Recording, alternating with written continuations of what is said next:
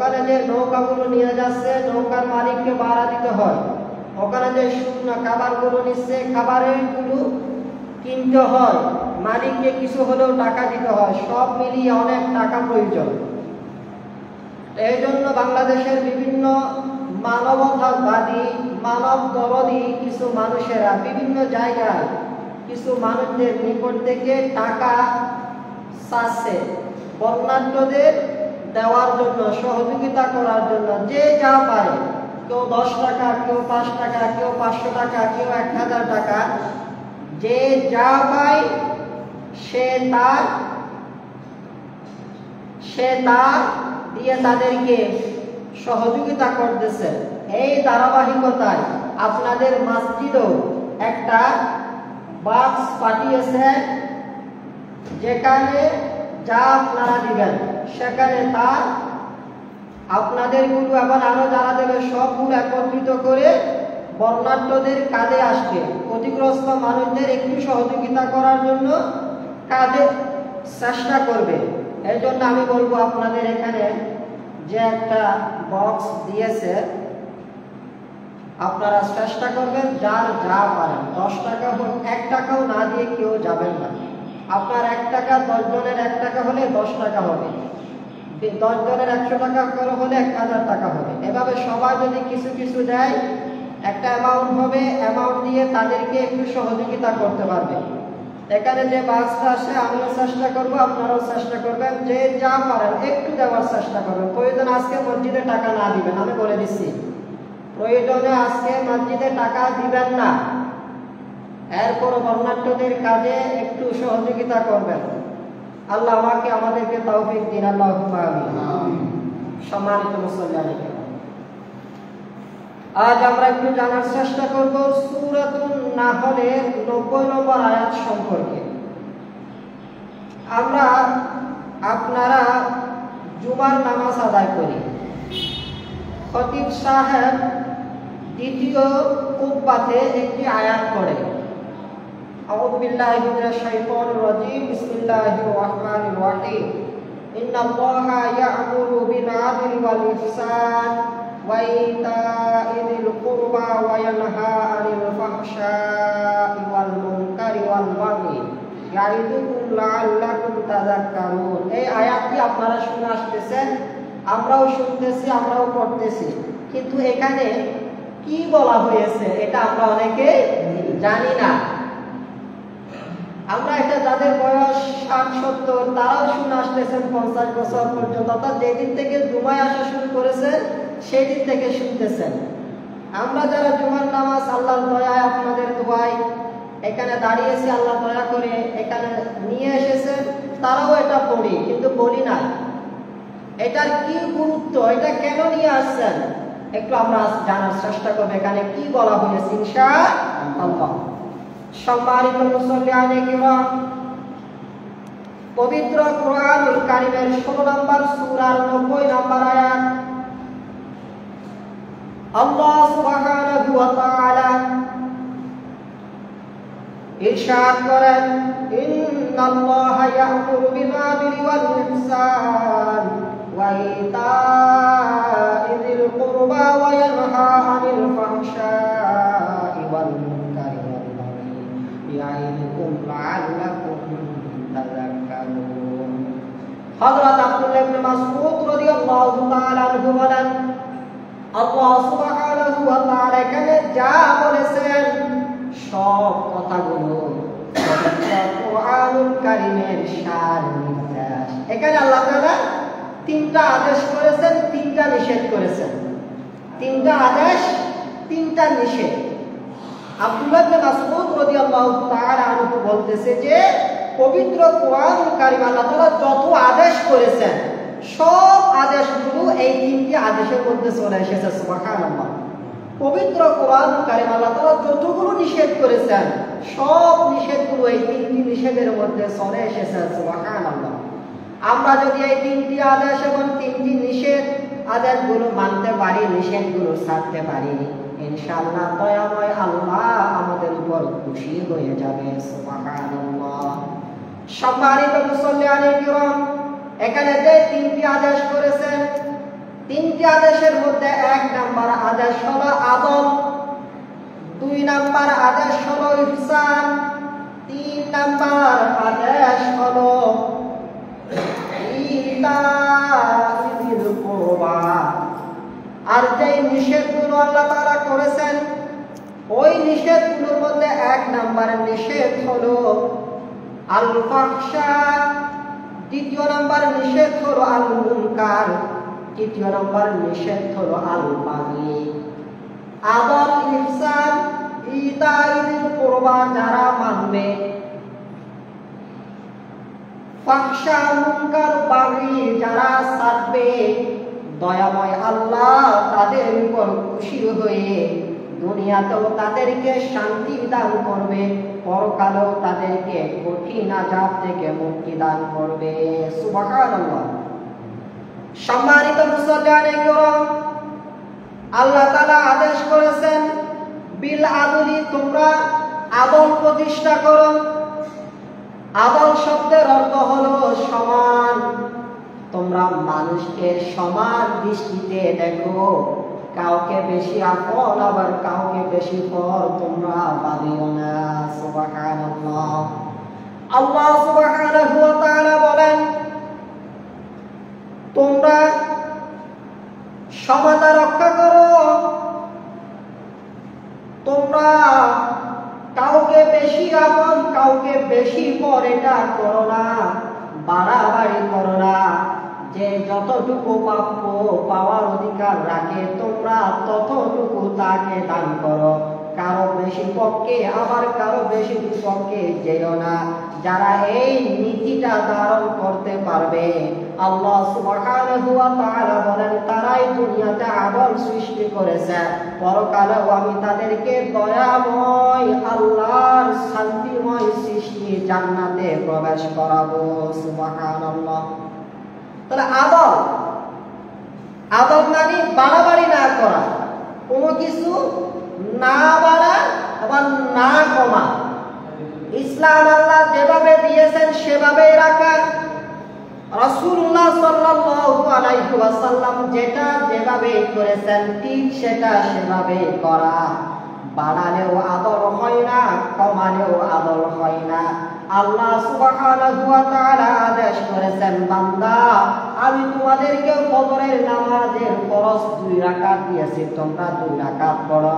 বেশি সওয়াবের আশায় 4 রাকাত ফরজ পড়িও না। মাগরিবের নামাজ 3 রাকাত ফরজ দিয়েছি, তোমরা 3 রাকাতে পড়ো। বেশি সওয়াবের আশায় 3 রাকাত ফরজকে 4 রাকাত বানাইও না। জোহরের নামাজে 4 রাকাত ফরজ দিয়েছি, 4 রাকাতে পড়ো, বেশি বাড়াইও না আবার কমাইও না। আমি যেটা যেভাবে আদেশ করেছি তোমরা সেটা সেভাবেই করো। সেভাবেই করলে তোমরা আদর করেছো বলে আমার নিকট নির্দিষ্ট হয়ে যাবা। সুবহানাল্লাহ। এই জন্য ইসলাম বাড়ানোর ধর্ম না, কমানোর ধর্ম না। ইসলামে আল্লাহ সুবহানাহু ওয়া তাআলা যেটা বাড়াতে হবে সেটা বাড়িয়ে ফেলেছে, যেটা কমাতে হবে সেটা কমিয়ে ফেলেছে। বাড়ানোলেও বাড়াবাড়ি হয়ে যায়, কমালেও সমস্যা হয়ে যায়। এই জন্য ইসলামের কোনো কিছু বাড়ানোও ঠিক না, ইসলামের কোনো কিছু কমানোও ঠিক না। যে বা যারা বাড়াবে তারা সীমা লঙ্ঘন করবে, আর যে বা যারা কমাবে তারা ইসলামের উপর জুলুম করবে। কম দেওয়াটা জুলুম, বাড়ানোটা সীমা লঙ্ঘন।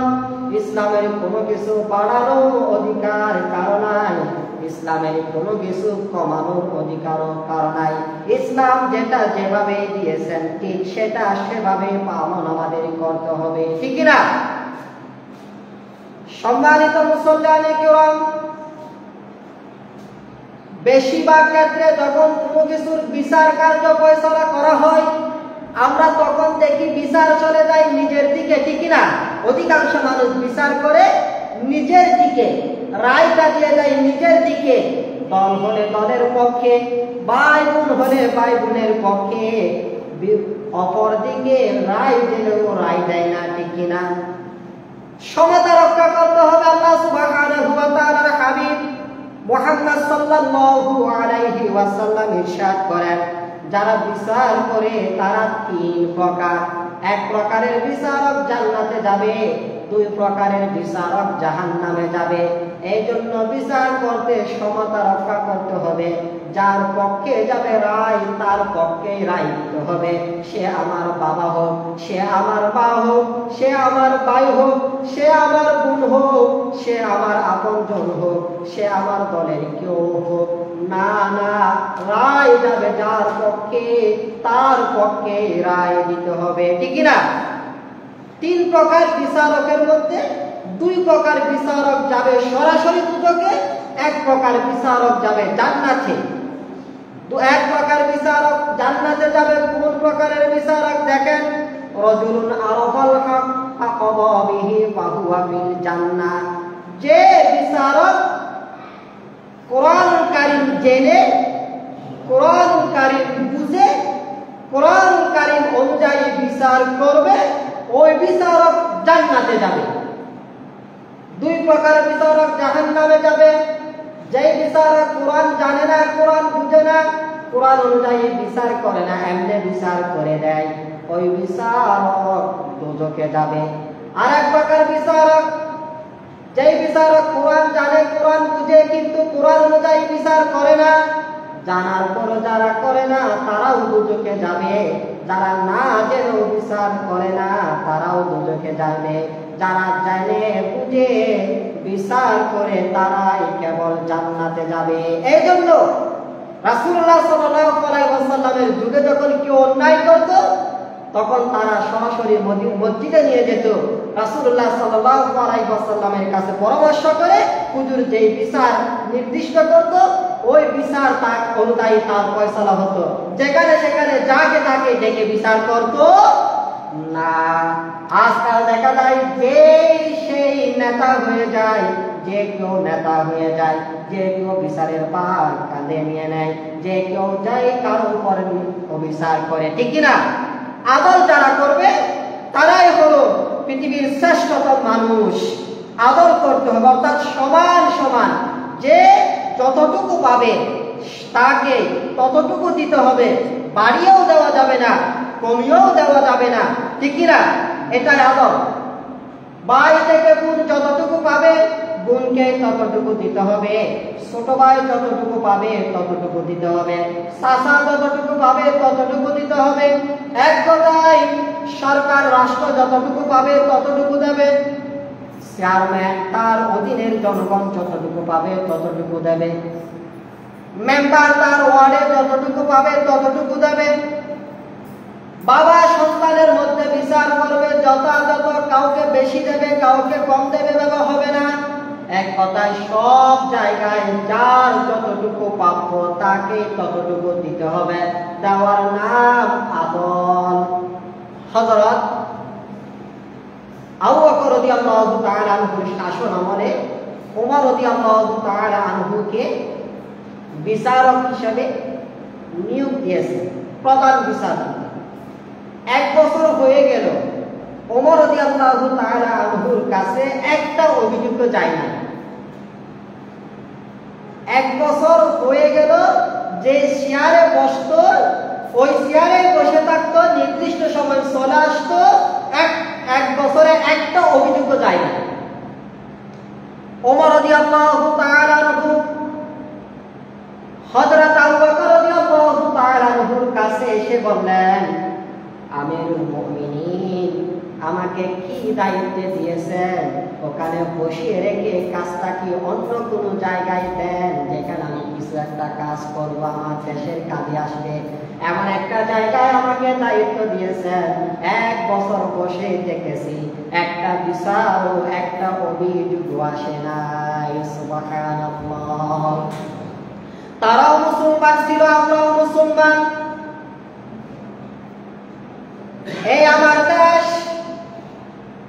71 সাল থেকে এখন প্রায় 53-54 বছর হয়ে গিয়েছে স্বাধীন হয়েছে। সেই দিন থেকে আজ পর্যন্ত যারাই রাষ্ট্র ক্ষমতায় গিয়েছে তারাই মুসলমান, ঠিক কিনা? সবাই মুসলমান ছিল। দুঃখজনক হলেও সত্য, 54 বছরে রাষ্ট্রীয়ভাবে একটা কোরআনের আয়াতও নাই, সংসদে একটা কোরআনের আয়াতও নাই। এই জন্য আমার দেশে একটা মানুষও যথাযথ বিচার পায় নাই। যে ক্ষমতায় গিয়েছে সেই প্রতিশোধ নিয়েছে, ঠিক কিনা? একটা এত নাই। ওমর রাদিয়াল্লাহু তাআলা আনহু মুসলমান ছিল, আবু বকর মুসলমান ছিল। আবু বকর মুসলমান পরিচয় দিয়ে রাষ্ট্র চালিয়েছেন। আমরাও 54 বছর মুসলমান পরিচয় দিয়ে রাষ্ট্র চালিয়েছি। তারা 1 বছর পর্যন্ত বসে থেকেছে, একটা মামলা, একটা মোকদ্দমা, একটা অভিযোগ যায় নাই। আমার দেশে এমন কোনো দিন নাই যেই দিন অভিযোগ যায় না, ঠিক কিনা? এক কথায় তারা কোরআন মানত, রাসূলের আইন অনুশাসন মেনে চলত। এই জন্য আদল কি তারা বুঝতে পেরেছে। যার যতটুকু প্রাপ্য তাকে ততটুকু দিয়েছে। আমি যতটুকু পাওয়ার ততটুকু যদি আমি পাই, আপনি যতটুকু পাওয়ার ততটুকু যদি আপনি পান, আমিও তো অভিযোগ করব না, আপনিও তো অভিযোগ করব না।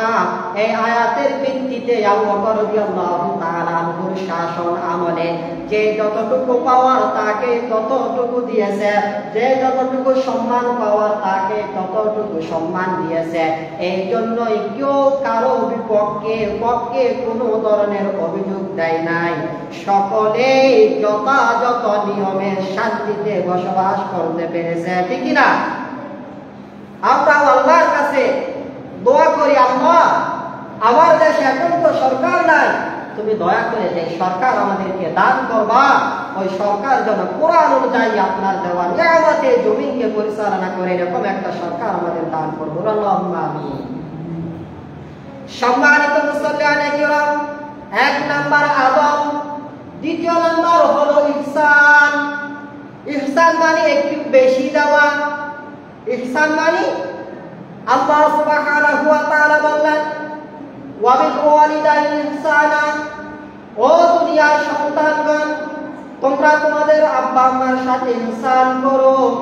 অর্থাৎ তোমার আব্বা আম্মার জন্য যেটা দরকার সেটা দেওয়া করো, তোমার আব্বা আম্মার খেদমত করো, তোমার আব্বা আম্মার জন্য ভালো খাবারের ব্যবস্থা করো, তোমার আব্বা আম্মার জন্য ভালো ওষুধের ব্যবস্থা করো, তোমার আব্বা আম্মার জন্য ভালো পোশাকের ব্যবস্থা করো, তোমার আব্বা আম্মার জন্য ভালো থাকার জায়গার ব্যবস্থা করো। তোমার সমস্ত ক্ষমতা, তোমার সমস্ত অর্জন সবগুলো তোমার আব্বা আম্মার পায়ের নিচে বিসর্জন দাও। সুবহানাল্লাহ। আব্বা আম্মার সাথে ইহসান করতে হবে। মা বাবাকে ধমক দিয়ে কথা বলা যাবে না, মা বাবার কোনো কাজে কষ্ট পাওয়া যাবে না। মা যেটা চাইবে সেটা তো দেবে নয়, এখন অতিরিক্ত মাকে আরো বেশি দিতে হবে। যেটা পাওয়ার, যেটা দেওয়ার সেটা তো দিবেন, এরপর অতিরিক্ত মাকে দেওয়ার আদেশ আল্লাহ সুবহানাহু ওয়া তাআলা করেছেন। সুবহানাল্লাহ। আদরটা হলো ফরজ, যে যতটুকু প্রাপ্য তাকে ততটুকু দিতে হবে, না দিলে জালেম, তার প্রতি জুলুম করা হবে। আর দিলে আদর, জুলুম করা হবে না।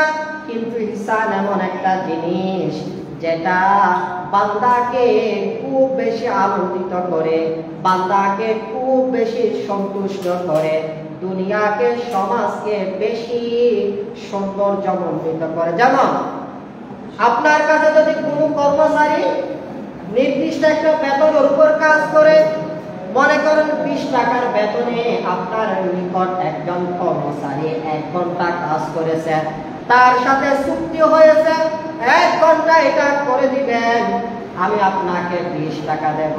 এই চুক্তি যেটা হয়েছে সেটা হলো তার প্রাপ্য, তার হক তাকে দিবেন। এটা দেওয়াটা 20 টাকা হুবহু দেওয়াটা তার প্রতি আদর, এটা দেওয়ার জন্য আল্লাহ আদেশ করেছেন। আর ওই ব্যক্তিও যতটুকু কাজের চুক্তি করেছেন ততটুকু কাজ সম্পন্ন করবে, এটাও আদর। ইহসান হলো না তাকে বেতন দেওয়ার সময় যতটুকু চুক্তি হয়েছেন ততটুকু দিয়েছেন, এরপরে খুশি হয়ে তাকে আরো 10 টাকা কিংবা 5 টাকা বেশি দিয়েছেন। এই 10 টাকা কিংবা 5 টাকা বেশি দেওয়াকে ইসলামে ইহসান বলে, এটা আল্লাহ আদেশ করেছেন। আপনি যখন 5 টাকা বেশি দিবেন তখন উনি খুশি হয়ে যাবে। খুশি হবে কিনা? আগামীতে আপনি টাকার সাথে সাথে আপনার কাজ করার জন্য চলে আসবে, আর চায়ের দোকানে বসে আপনার বদনাম করবে না, বরং সুনাম করবে, ঠিক কিনা? ঠিক কিনা? সুনাম করবে, বলবে যে অমুক জায়গায় কাজ করেছিলাম, যতটুকু ওয়াদা করেছে তো তা দিয়েছে, আরো বাড়িয়ে দিয়েছে, ঠিক কিনা? তার আর সমালোচনা হবে না, গীবত হবে না, পরনিন্দা হবে না, শত্রুতা হবে না। ইসলাম বলেছেন মুসলমানের সাথে তো আদব করবে, করবা এবং ইহসান করবা। আরেকটা ওয়াইতা ইদিল কুরবা, আপনার আত্মীয়দেরকে আপনি দান করবেন। আপনার আত্মীয় বলতে আপনার ভাই যতটুকু পাবে ততটুকু ভাইকে দিবেন, মাহরুম করবেন না।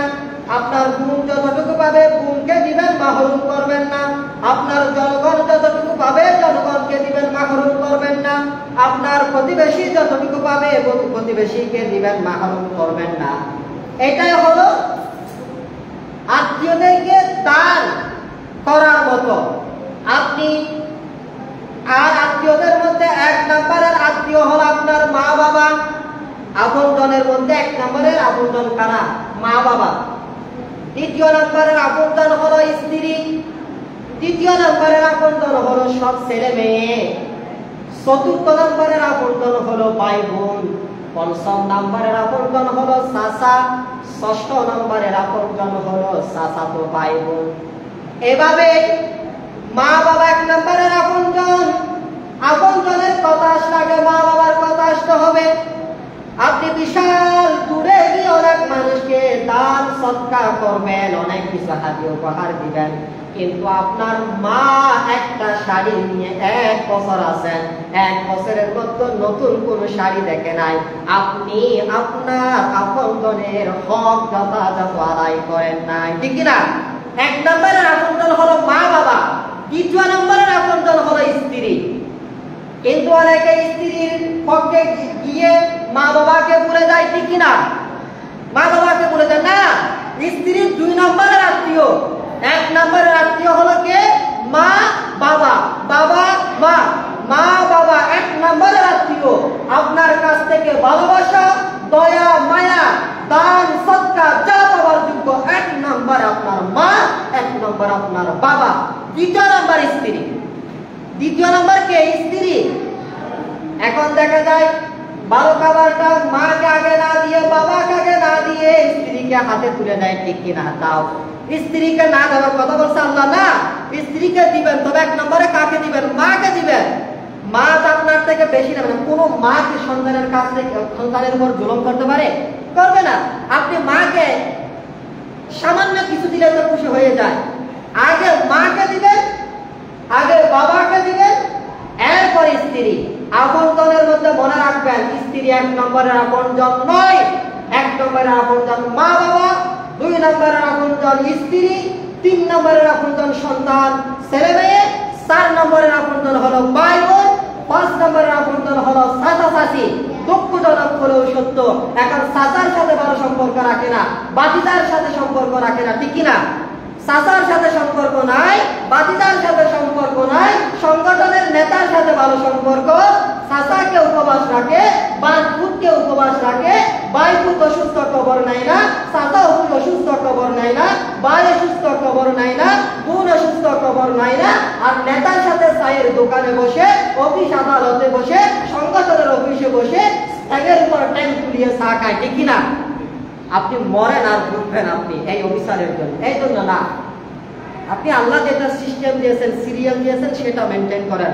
ইনশাআল্লাহ সমাজে অশান্তির থাকবে না, শান্তি প্রতিষ্ঠা হবে। কারণ শান্তির মালিক তিনি তো এই প্রক্রিয়া অবলম্বন করার কথা বলেছেন। শান্তির মালিক যেটা বলেছেন সেটা যদি করেন, ইনশাআল্লাহ শান্তিতে থাকতে পারবেন। আপনার আমার শান্তি দুনিয়ার কেউ টেকে নিতে পারবে না। কারণ দুনিয়ার কারো ক্ষমতা আল্লাহর উপরে নয়, সবাই আল্লাহর নিচে। আল্লাহ যদি শান্তি দিতে চায়, কারো ষড়যন্ত্র আমাদেরকে অশান্তিতে রাখতে পারবে না। ওই তো আফগানিস্তানকে অশান্তিতে রাখতে চেয়েছিল না, এখন আফগানিস্তান শান্তিতে নাই, চেয়েছে কিনা? আফগানিস্তানের বিপক্ষে তো গোটা জগৎ ছিল, এখন আফগানিস্তান শান্তিতে আছে। আমেরিকা বলেন, ভারত বলেন, মালয়েশিয়া বলেন, দুনিয়ার ক্ষমতাধর রাষ্ট্রগুলো এখন আফগানিস্তানের কাছে গিয়ে বলে যে এটা একটু আমাকে দাও, এটা একটু আমাকে দাও। কোন প্রক্রিয়া অবলম্বন করে তুমি এত শান্তি প্রতিষ্ঠা করেছে, একটু আমাদেরকে বলো। বলছে তো, কারণ তারা আল্লাহকে খুশি করতে পেরেছে। এই জন্য দুনিয়ার কারো ষড়যন্ত্র, কারো মোকাবেলা এগুলো বাদ দেন, কেউ শত্রু কেউ আপনজন এটা বলিয়েন না, একমাত্র আল্লাহ যেটা বলেছেন সেটা করেন, আল্লাহ যেটা রাসূল যেটা বলেছেন সেটা করেন। ইনশাআল্লাহ আপনার আল্লাহর ক্ষমতা আপনার পক্ষে থাকবে। আল্লাহর ক্ষমতা যদি আপনার পক্ষে থাকে, আমেরিকার ক্ষমতা আপনাকে কিছু করতে পারবে না, ভারতের ক্ষমতা আপনাকে কিছু করতে পারবে না। পারবে? কারণ আমেরিকার ক্ষমতা আর ভারতের ক্ষমতা আল্লাহর ক্ষমতার চেয়ে বেশি নয়। আল্লাহ যদি আপনার পক্ষে থাকে, আর আমেরিকা ভারত আপনাকে করবে কি? ঠিক না? এই জন্য কারো পক্ষে বিপক্ষে কোনো কথা বলার দরকার আমার নাই। আমার আল্লাহ যেটা বলেছেন সেটা করবো, আল্লাহ যা করে আলহামদুলিল্লাহ। ঠিক কিনা? আল্লাহ আমাকে আমাদেরকে তাওফিক দিন, বলেন আল্লাহুম্মা আমিন। একটা বিষয়, বর্ণাঢ্যদের দানের জন্য একটু সহযোগিতার জন্য একটা বাক্স আনছে, কেউ কেউ দিয়েছে, আমি দেখেছি। আপনাদের যা পান, 5 টাকা 2 টাকা 1 টাকা হলো সেখানে দিবেন। আপনি যখন 1 টাকা দিবেন, 100 জন 1 টাকা করে দিলে 100 টাকা হয়ে যাবে, আর অন্তত পক্ষে 2 কেজি চাউল কিনতে পারবে। ঠিক কিনা? ওখানে গতকালকে শুনছি যে মানুষেরা বলছে আমাকে শুধু একটা নাপা ট্যাবলেটের ব্যবস্থা করে দাও না, সর্দি আসছে যে, জ্বর আসছে যে, একটা নাপা ট্যাবলেটের তাদের কাছে দিতে পারতেছে না। এরকম কঠিন পরিস্থিতিতে তারা আছে, তাদের টাকা আছে ব্যাংক ব্যালেন্সে, কিন্তু টাকাগুলো এখন তাদের হাতে নাই, তারা অসহায়। এই জন্য যে যা করেন, আজকে পবিত্র মসজিদে টাকা দিবেন না, আসলে দিবেন, কিন্তু এরপর ওই বক্সে কিছু টাকা দিবেন, যেন ওই অসহায় মানুষদের পাশে আপনার একটু সহযোগিতা হলো যায়। আল্লাহ আমাদেরকে তাওফিক দিন, বলেন আল্লাহুম্মা আমিন। ওয়া মা তাওফিক ইল্লা বিল্লাহ। আসসালামু আলাইকুম ওয়া রাহমাতুল্লাহ।